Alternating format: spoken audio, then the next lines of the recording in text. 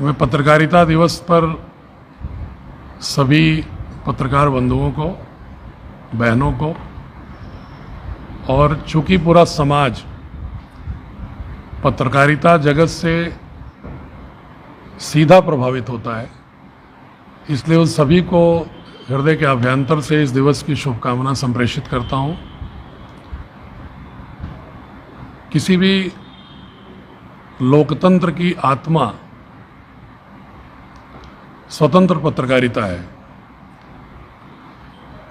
पत्रकारिता ही जनता और राजसत्ता के मध्य एक ओम्बड्समैन का काम करती है और सूचनाओं के लिए सेतु का काम करती है। पत्रकारिता सदैव व्यवस्था से जुड़े हुए लोगों को सतर्क करती है, सजग करती है, जागरूक करती है। और हमारा देश लोकतांत्रिक मूल्यों की ओर इसीलिए निरंतर अग्रसरित है कि इतिहास साक्षी है कि जब जब लोकतंत्र पर कभी बादल काले मंडराए होंगे तो पत्रकारिता से जुड़े हुए लेखनी के योद्धाओं ने लोकतांत्रिक मूल्यों को पूरी शिद्दत के साथ जिंदा रखने में अपनी कुर्बानियां दी। कोई भी आपदा का क्षण हो, उत्सव का क्षण हो, या लोकतांत्रिक चुनौतियों का क्षण हो, या मानवीय मूल्यों के क्षरण के प्रश्न हो, पत्रकारिता सदैव एक सजग प्रहरी के रूप में समाज के लिए संजीवनी का काम करती है। इसलिए मैं सभी को बधाई देता हूं और व्यक्तिगत रूप से लगभग 1 वर्ष के कार्यकाल में आजमगढ़ के पत्रकारिता के सभी जुड़े हुए महानुभावों ने जो एक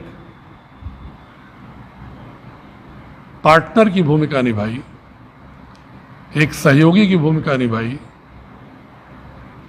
सजग और सतर्क कर रखने की मुझे भूमिका निभाई, समय समय पर जनता की आवाज़ को उठाते हुए प्रशासन को जनता के लिए उन्मुख होने के लिए प्रेरित और बाध्य करने का कार्य किया। कोरोना में मुख्यतः दूर गांव के अंचलों में लोगों की पीड़ा और दर्द को शब्दों में स्वर देकर जो प्रशासन को सजग और जागृत करने का कार्य किया। महोत्सव, अन्य आपदाएं या लोक व्यवस्था के लिए उत्पन्न हुए खतरों के समय एक सकारात्मक समालोचक की भूमिका का जो निर्वहन किया, उसके लिए मैं व्यक्तिगत रूप से सदैव आभारी रहूँगा और उम्मीद करूँगा कि जिलाधिकारी के रूप में भले ही कल मेरा कार्यकाल समाप्त हो रहा है, लेकिन एक व्यक्तिशः जो एक हृदयस्थ संवाद होगा वो स्थापित रहेगा। और इस माध्यम से मैं जनपदवासियों को भी मैं प्रणाम करना चाहूँगा कि बहुतायत लोगों की प्रश्न रहित आस्था, विश्वास मुझे मिला। जबकि कोई भी जिलाधिकारी कितना भी प्रयास करे, सबकी आकांक्षाओं और अपेक्षाओं पर खरा नहीं उतर सकता 100%। बहुत सारे लोगों के कार्य नहीं हुए होंगे, बहुत सारे लोगों के कार्य अधूरे हुए होंगे, बहुत सारे लोगों को चाह करके भी समय नहीं मिल पाया होगा। लेकिन इसके बावजूद भी मात्र नीयत को देखते हुए, मात्र इंटेंशन को देखते हुए इस जनपद के लोगों ने जो स्नेह, प्यार और विश्वास दिया, वह सिद्ध करता है प्रामाणिक रूप से कि जो ये जनपद ऐतिहासिक रूप से सर्जना, संघर्ष, शिल्प की धरती रही है, वह वास्तव में यहाँ के नागरिकों के मध्य उन मूल्यों का संवहन सजीव रूप से अभी भी निरंतर जारी है। और मैं दावे के साथ कह सकता हूँ कि इस जनपद के आम आदमी, जिसके लिए मैं प्रामाणिक रूप से गारंटी ले सकता हूँ कि वह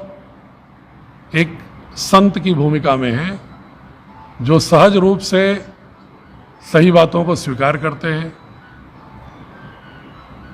मेरे लिए तो आजमगढ़ का एक डिवाइन रिश्ता भी है। मैं इस जनपद के जिस कक्ष में मैंने अपने नौकरी की शुरुआत के लिए एप्लीकेशन दिया था कि मैं ज्वाइन करने के लिए आया हूँ, उसमें श्री पंकज अग्रवाल, जो स्वर्गीय हो चुके हैं, जिलाधिकारी थे, डीएम आवास के जिस कक्ष में मैंने अपनी ज्वाइनिंग दी थी, कार्यभार ग्रहण किया था, उसी कक्ष से मैं अपने नौकरी का कार्यभार भी वापस दूंगा किसी को।